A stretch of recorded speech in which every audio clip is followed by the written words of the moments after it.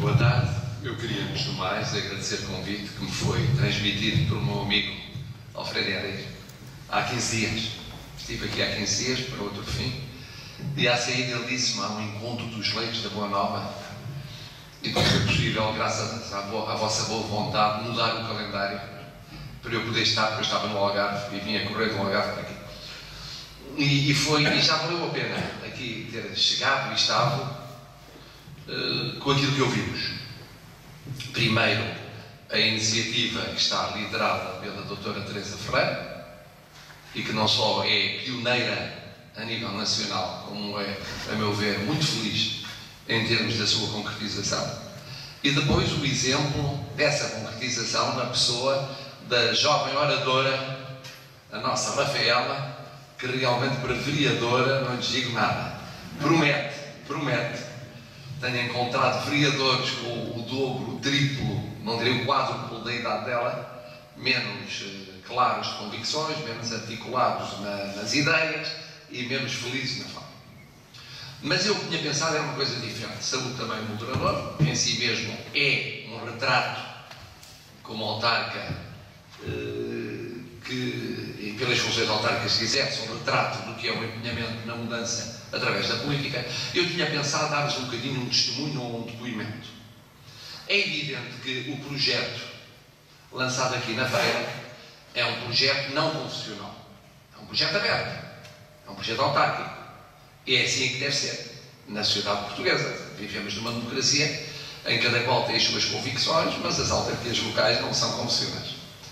E ninguém perguntou, e bem, à jovem Rafaela qual era a sua convicção religiosa, mas já percebemos que tem uma forte convicção num ponto em que estou de acordo, porque estou convencido que a grande mudança do futuro em todas as sociedades, nomeadamente na portuguesa, vai depender do empenhamento dos jovens e das mulheres.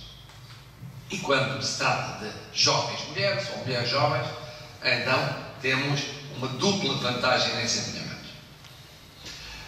Mas eu queria começar pelo outro lado. Quando me perguntam o que é que eu sou, eu começo por dizer católico. Normalmente digo até cristão. Se quiserem, não, é mais abrangente. Não é que haja muitos mais cristãos além dos católicos. Hoje há mais ortodoxos, que não havia, há alguns evangélicos, há outros cristãos, mas digamos que a maioria dos cristãos que conhecemos de perto são católicos. Mas digo cristão. Antes de dizer depois que sou pai, que sou avô, que sou português, que tenho uma determinada formação ideológica, que tenho uma carreira, tenho uma vocação académica, ou que tenho um clube de futebol, que por acaso até amanhã vai à final da Taça de Portugal. Bom, deixem que vos diga isto, que é tão raro, é só de 15 em 15 anos, ou 20 em 20 anos, portanto hoje estou, é amanhã. Bom, isto para vos dizer o seguinte, que, portanto, para mim, não é indiferente, não é lateral o ser-se crente. O que não quer dizer que eu não trabalhe ecumenicamente com crentes de outras crenças, não crentes ou até crentes sem rótulo, que são a maior parte. São, mas acham que não são. Bom, e o problema é deles, ainda não perceberam que são. Isto para vos dizer o seguinte: como sei que estou a falar para os leigos da Boa Nova, sei que estou a falar para um meio para o qual não é indiferente a questão da fé. Ora, faz toda a diferença, porque se qualquer cidadão tem a missão de mudar pela política, os cristãos têm essa missão reforçada. Por uma razão que vos vou recordar, é dizer o Pai Nosso ao vigário, temos ali um vigário que confirmará, que é a nossa fé é, sabemos, uma fé monoteísta, embora de um Deus com 3 pessoas. É uma fé que beneficia de uma mensagem revelada. Outros andam à procura da mensagem no contacto com o seu Deus ou com os seus deuses. É uma mensagem revelada pelo próprio Cristo, uma das pessoas da Trindade. É uma mensagem que constitui, muitas vezes tenho dito, uma espécie de, no rally paper que é a nossa vida, uma espécie de guião para a nossa vida. E eu costumo dizer, todos os dias marcamos pontos. Ou não marcamos e perdemos pontos. Há dias melhores e dias piores. Marcamos pontos por aquilo que fazemos de bem feito, perdemos pontos por aquilo que fazemos de mal feito. Mas depois temos a sorte, chamemos sorte entre aspas, de o Espírito Santo, a terceira pessoa da Trindade, nos ir iluminando, como tem iluminado o povo de Deus, que é a Igreja, ao longo dos milénios. E ainda temos a ajuda, no caso de nos perdermos por atalhos, do magistério da Igreja. Não é uma relação a sós com Deus, mesmo com a mensagem revelada, é uma relação que é feita em comunidade e que beneficia dessa realidade que somos, que é a Igreja que somos, e o magistério daqueles que dentro da Igreja são os discípulos dos apóstolos originais. Bom, isto facilita a nossa tarefa, mas também a torna mais responsável. A graça que recebemos responsabiliza-nos. Se não a tivéssemos recebido, éramos menos responsáveis em termos da mudança pela comunicação, pela música, pela arte, pela política, por tudo isso. Assim somos mais responsáveis. Depois, a nossa fé não é uma fé com uma dimensão meramente vertical. É uma fé com uma dupla dimensão, horizontal e vertical. Uma das minhas filhas, a única filha, mas um dos meus filhos, a minha filha, sendo de formação católica, anda agora pelos budismos. É uma moda. E acha que não é incompatível, porque no fundo é um apelo da ascese que muitas vezes a nossa vivência do cristianismo nas sociedades ocidentais, o ativismo crónico, fundamental, leva a sacrificar o tempo para a meditação, o tempo para a ascese, o tempo para a adoração. Temos menos tempo para isto. E eu vejo que há ali uma diferença abissal, além do budismo não ser uma religião, é que a salvação, a purificação, é uma purificação numa relação direta com a entidade detida por superior. Não passa pelos outros. Os outros são um efeito colateral positivo dessa purificação individual. Não é assim connosco. Connosco, nós só nos salvamos com os outros e pelos outros. Não há salvações solitárias. Nem o monge mais isolado que se encontra ermita se salva solitariamente. Está em comunhão com todos os demais crentes. Pela oração, pela meditação, pela partilha mesmo se aparentemente distante. Nós leigos que estamos na sociedade todos os dias, peças assentes na terra, sabemos exatamente isso. Nós só nos salvamos neste percurso, nesta gincana, neste rally para a eternidade, se for através dos outros e com os outros, por aquilo que fizermos ou não fizermos. Eu, como penso que Deus é infinitamente bom, penso que há sempre chance de cada qual se salvar. Mas também tenho a noção que a dimensão do purgatório é que é muito diferente. Mesmo numa visão muito livre, em que verdadeiramente Deus tentará que o maior número possa evitar o inferno, o que é facto é que a dimensão do purgatório é muito diferente conforme a nossa peregrinação por isto. Por outro lado, tenho para mim, se quiserem, é uma formação sofisticada na geração que viveu em cheio o Vaticano II, ou o Segundo Vaticano, que a eternidade começa a ser construída nesta Terra. E começa a ser construída nesta Terra não só na participação sacramental, mas em cada momento de realização da felicidade dos outros. Cada passo que damos, criando condições para, ao serviço dos outros e para a felicidade dos outros, é um passo que é uma forma de construção, desde já, da eternidade. Mas isto para dizer, portanto, que, por definição, a nossa fé é evangelizadora. Ninguém se salva no Novo Testamento na base da omissão, ou na base da não atuação violando certos preceitos, como no Antigo Testamento. Aí bastava não fazer. Aqui é preciso fazer. A passividade e, portanto, a omissão, quando se impunha agir, é uma violação da nossa missão. É um não cumprimento da nossa missão. E, portanto, a evangelização, seja a clássica, seja a nova, seja a novíssima, chamem o que quiserem, conforme as comunidades em que nos inserimos e onde já esteve presente a fé, praticada de outra maneira, deixou de estar, passou a estar, implica o quê? Implica o serviço dos outros. E implica um serviço ainda mais pesado, mais responsável do que o serviço do comum dos nossos concidadãos em comunidade. Chegados aqui, o que é a política? A política, como disse o nosso presidente Junta, é tudo o que nós fazemos desde que nascemos e vamos crescendo até que morremos. Tudo é política. Claro que se eu fosse falar aos meus alunos de ciência política, explicaria dizendo assim: nós vivemos num universo que é imperfeito. Cada um de nós é portador de necessidades, que aliás com o tempo se vão sofisticando. As necessidades que somos portadores hoje são mais elaboradas do que aquelas que eram as de há 10 anos, 20 anos, 30 anos, 40 anos, 50 anos. Porque novas formas de satisfazer necessidades criam apetência de mais necessidades. Os bens aptos a satisfazer essas necessidades são raros. E porque são raros é que há a economia e as coisas têm valor. E porque são raros é que há a política e há o direito.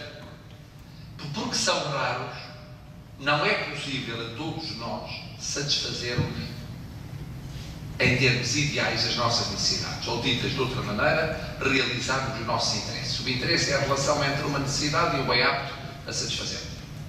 E daí haver conflitos de interesses. E daí, para ser possível viver em comunidade, ter de haver alguém que resolva os conflitos de interesses. Dizendo: ora, agora passas tu à frente, agora passas tu, ou então vamos compatibilizar os interesses com o sacrifício recíproco de uns e de outros. Chama-se essa realidade que compatibiliza e que resolve conflitos de interesses poder.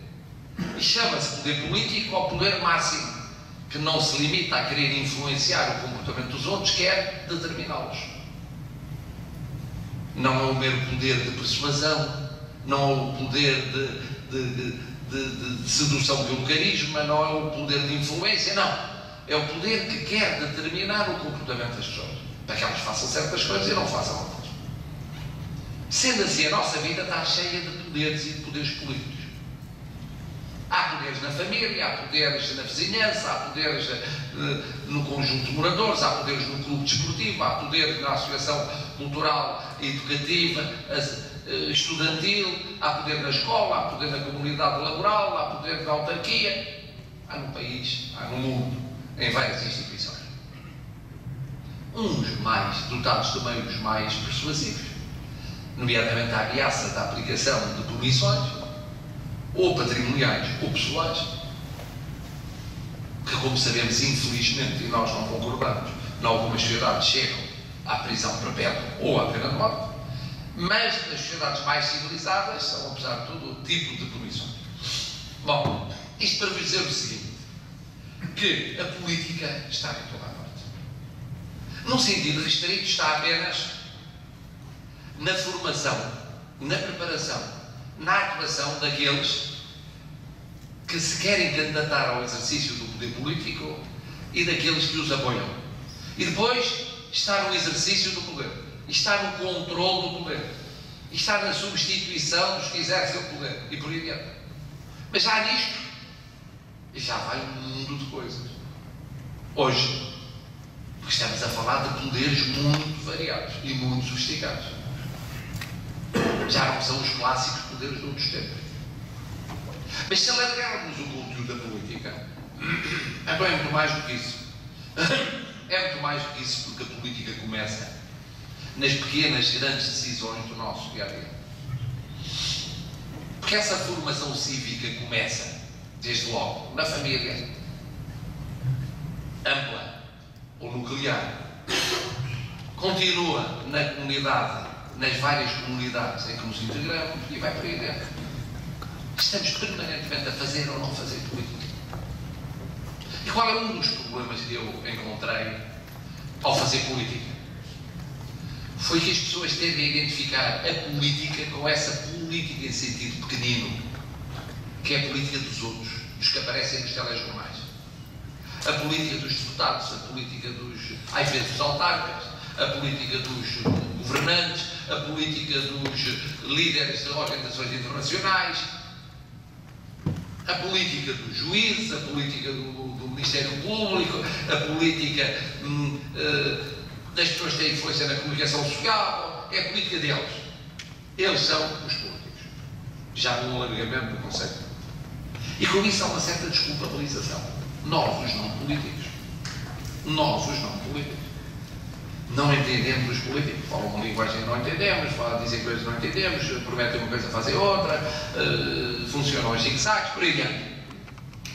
Ora, em rigor, a minha experiência começou por fazer a política no sentido amplo e não a política em sentido estreito. A minha geração aprendeu a fazer política. Não como a geração da Rafaela, que não havia democracia, mas aprendeu a fazer política nos debates nas escolas. Logo na escola primária, por acaso, tive a sorte disso.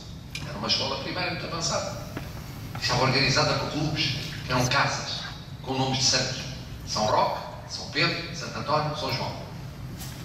E aquelas crianças que tinham de 6 a 10 anos elegiam os dirigentes das casas, que elas próprias organizavam em conjunto com os professores as atividades esportivas, atividades culturais, várias coisas que não era muito habitual. Estamos no começo da década de 50, em meados da década de 50 não era muito habitual que eu fizesse, mas havia.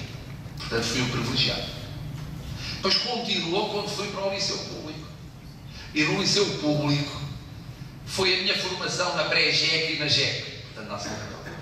Foi a minha atuação em várias atividades circunscolares, num liceu que era particularmente avançado, porque os estudantes geriam a cantina, ajudavam a gerir as atividades culturais e desportivas, porque participavam numa espécie de conceito de escola.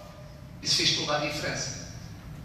O meu militantismo na ação católica, a minha participação na Conferência de São Vicente de Paulo, numa zona onde havia um bairro de Lata, que era o Casal Ventoso, muito importante. Portanto, a intervenção que se chamaria hoje uma IPSS, ou equivalente a isso. A participação na atividade escolar. Isso foi fazer política. Antes de fazer política, nos partidos que não existiam, ou nas associações de que vinha fazer parte, mais tarde, a minha geração começou a fazer política assim. E depois continuámos na universidade, nas associações, nas pró-associações, nos grupos que criámos, num grupo de que se fala de vez em quando, como sabem, com o António Guterres, com o Padre Vital Milícias, com muitos outros, que depois foram parar aos sítios mais diversos do panorama político português, e em que tínhamos uma componente social, o CASU, serviço no terreno de necessidades básicas de populações. Tínhamos uma ligação com populações que vinham do interior, dada pela ligação de muitos de nós, que eram só lisboetas de pouca geração, da segunda ou terceira geração, às terras de origem. Estávamos em vários meios de comunicação social e associações diversas, e depois fazíamos a política que era possível, e começou a ser possível à medida que íamos avançando na universidade. Isto para vos dizer o seguinte: eu continuo a pensar, sobretudo agora que se fala na sociedade civil, que para além desta experiência autárquica, que é fundamental, porque depois mais tarde eu tive a experiência de ser autarca, uma grande autarquia de Lisboa, na mais pobre autarquia do país, Celurico de Basto, e numa média alta autarquia Cascais. E portanto percebi a diferença brutal que havia entre Lisboa e Celurico de Basto. Brutal. Uma autarquia metropolitana e uma autarquia rural, agrícola, silvícola, sem indústria. Era outro mundo. Mas tirando a vivência autárquica, que é fundamental, até na base dos depoimentos que aqui ouvimos, eu penso que mudar pela política é mudar com empenhamento em instituições da sociedade civil. Não é que eu não defenda, para quem tiver vocação para isso, o empenhamento na vida partidária, ou noutras formas mais elaboradas e sofisticadas de empenhamento cívico. Mas há estranho que comece por aí ou se reduza apenas a isso. Corre um risco enorme, que é a descolagem da realidade, salvo a nível local. A nível local é diferente, veja, hoje tenho todos os dias que contactar, é assim a vida dos autarcas, 24 horas por dia, pessoas a baterem à porta para resolver o problema da água, o problema da creche, o problema básico da via de comunicação, da pega com o vizinho, com a vizinha, com não sei quantos, bom, enfim, não. Mas há aqui um certo equívoco no meu contacto com gente mais nova, eu tenho dito, que é acharem que não estão a fazer política e que estão distantes da política, quando eles estão todos os dias a fazer política. Nunca os jovens fizeram tanta política em Portugal como hoje. Eles que estão distantes é de alguns políticos, e do discurso de alguns políticos, e da prática de alguns políticos. Isso é outra coisa. É o problema do não reajustamento dos partidos e dos sindicatos e das entidades patronais que ficaram atrasadas e não acompanharam estas décadas de mudança. Isso é outra coisa. E da comunicação social. É um fator muitas vezes mais de deseducação do que de educação. Isso é outro problema. Agora, dizer que eles não estão a intervir politicamente, nunca houve tantos jovens em movimentos juvenis. Nunca houve tantos jovens em IPSS.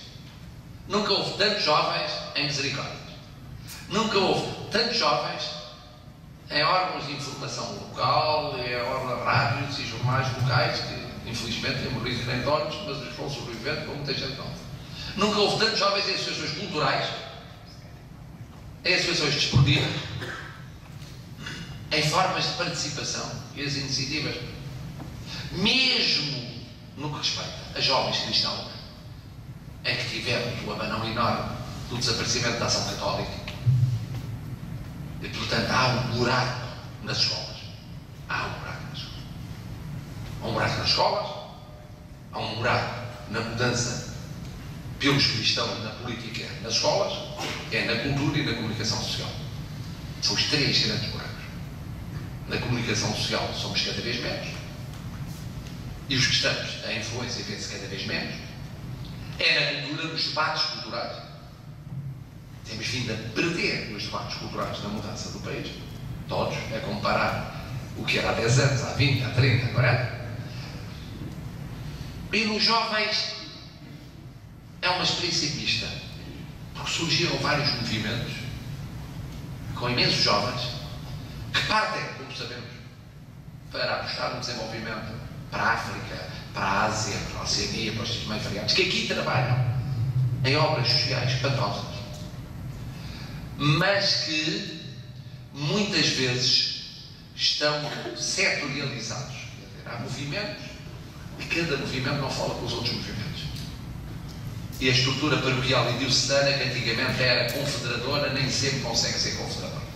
Já me aconteceu várias vezes, estávamos a discutir a mesma coisa, na mesma paróquia, à mesma hora, em 3 sítios distintos.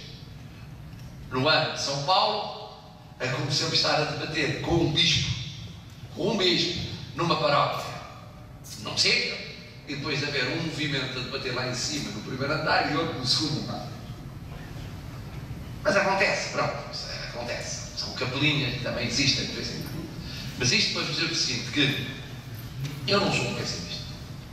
Concordo com o que aqui foi dito.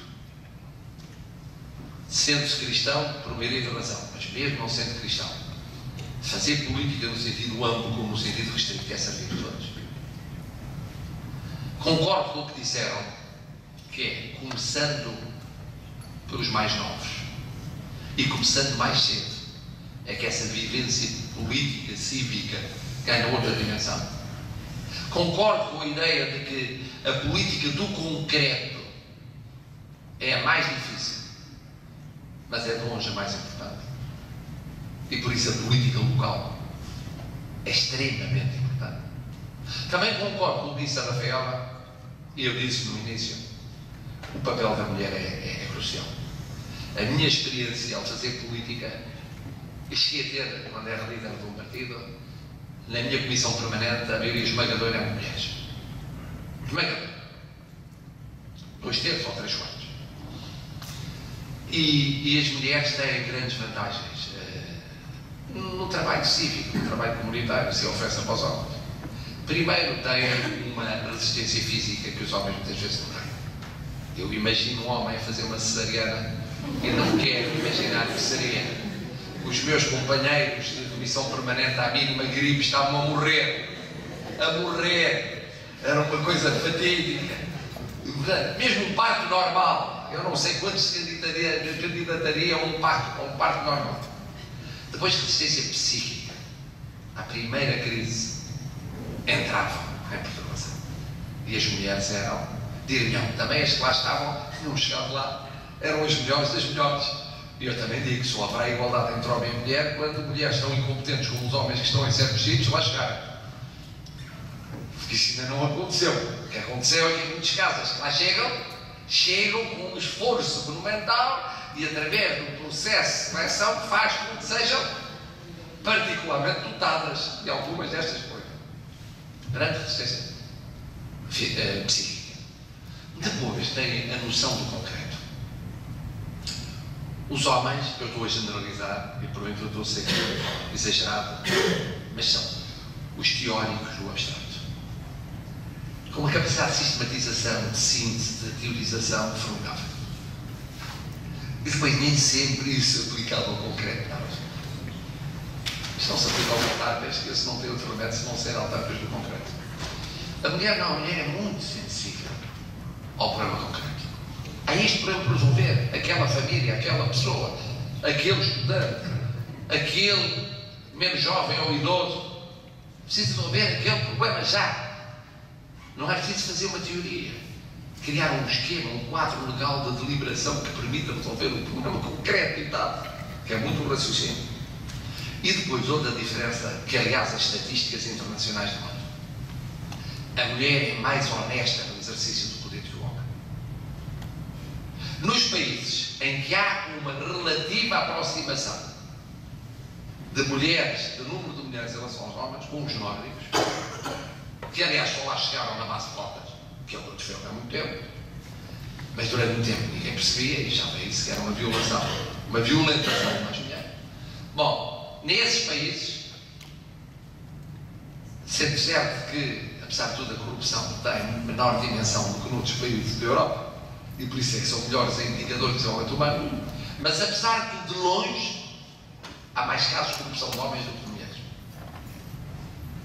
E eu penso que isso é um problema cultural, que é os homens acharem que o poder é deles. De repente há uma visão possessiva do poder, sem querer. Eles não querem. As pessoas chegam aos lugares. Eu confesso que essa tentação já me ocorreu e eu tive de a combater seriamente. E mesmo assim tive a sorte de estar sempre em lugares em que, apesar de tudo, esse risco executivo era menor. Mas tenho visto como pessoas amigas, com amigos de infância, chegam a lugares e deslumbram-se.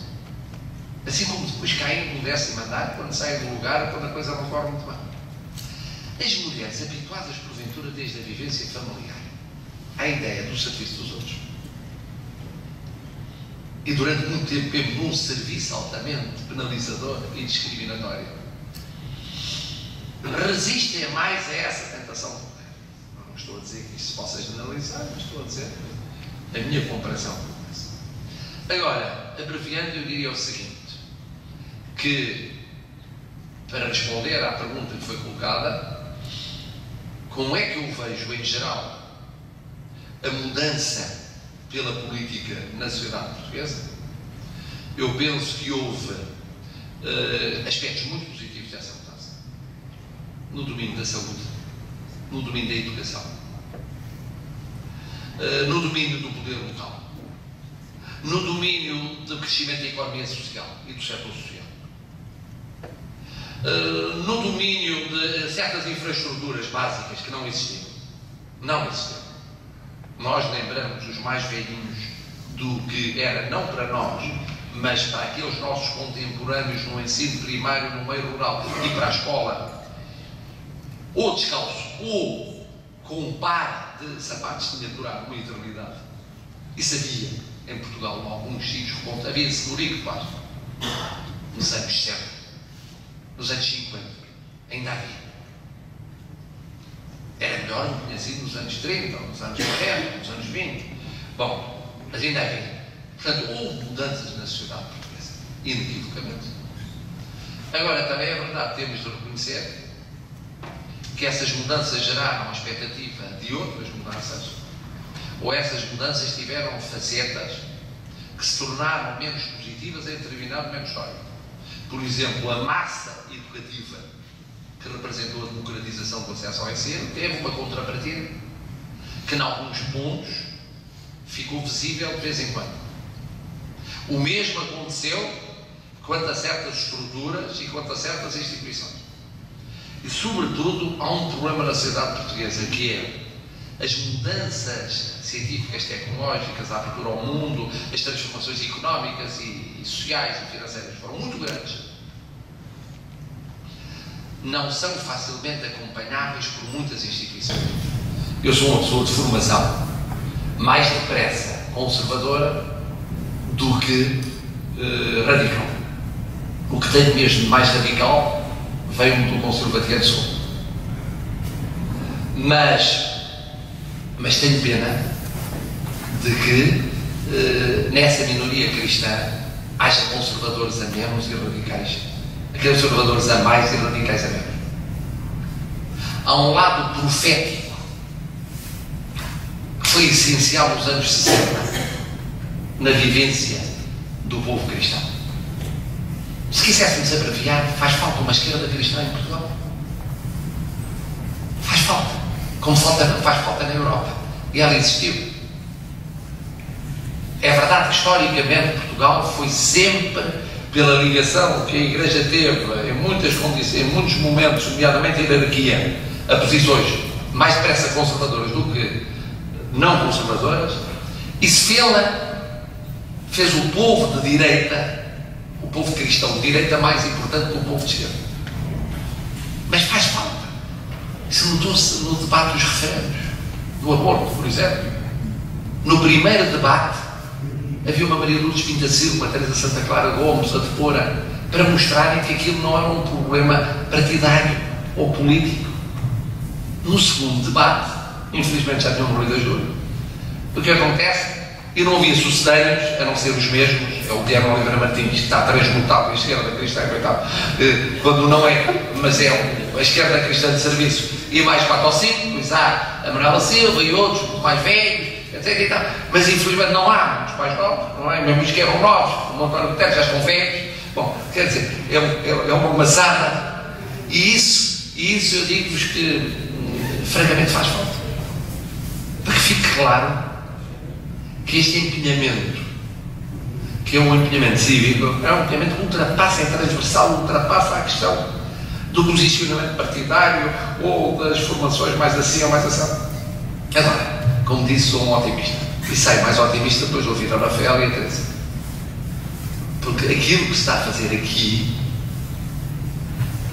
é muito importante. Esqueçamos agora o ser cristão. É muito importante em termos cívicos globais. Porque é, no fundo, fazer a ponte que falta fazer. Há jovens a participar politicamente, no sentido amplo da participação política. Estão a fazer coisas na economia, estão a fazer coisas no social, estão a fazer coisas na escola, estão a fazer coisas na cultura. Isso é fazer política. Estão a fazer. Eu, quando dou uma aula, estou a fazer política. Não é impingir ideias minhas aos alunos. Estou a fazer política, é um ato político. Se eu cumprir bem a minha missão, estou a fazer política. Bom, os jovens estão a fazer política. Agora, depois, não se sentem representados na outra política. É essa ponte que é preciso fazer. E esse é o fracasso, a meu ver, da chamada classe política.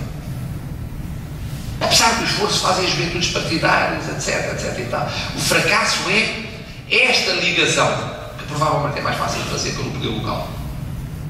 É uma ligação que é preciso fazer para depois os jovens não virem dizer que estão a leste da política. 60% dos jovens não querem ouvir falar de política quando todos os dias fazem a política no sentido amplo do termo.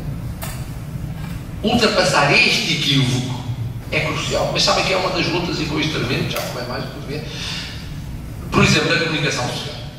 Uma das minhas lutas na televisão é explicar que não podem ser sempre os mesmos das gerações mais velhas. E aparece alguém a comentar económica, social, politicamente mais novo, e o argumento é sempre o mesmo: não tem notoriedade, portanto, como não tem notoriedade, não pode ser. Pois, se não pode ser, nunca mais tem notoriedade. Isto é um círculo vicioso. Cada vez que eu digo, há tanta gente na universidade, há tanta gente no poder local, há tanta gente nas IPSS, há tanta gente na misericórdia, há tanta gente a fazer coisas importantes na sociedade portuguesa. Todos os dias eu recebo, e não tenho tempo nas notas para falar nisso, iniciativas de mérito social com jovens. É televisivo? Nenhum. Ou praticamente nenhum. Papel para que eles tenham colunas, tribunas e tal? Nenhum. Estou a falar nas televisões generalistas. Não estou a falar nas rádios locais, não estou a falar nos jornais locais, não estou a falar de vez em quando na televisão por cabo. Nas generalistas. Nenhum. E eu digo, mas como é? Vão ter que ser os mesmos a ficar até aos 90 anos de idade a comentar? E quando é que há gente nova a fazer isso? E era tão importante da comunicação social, cá está, para mudar pela política, haver gente nova a ter esse lugar. Mas para o quê? Convencer disso? Não pode ser. Isso não dá, não tem audiência.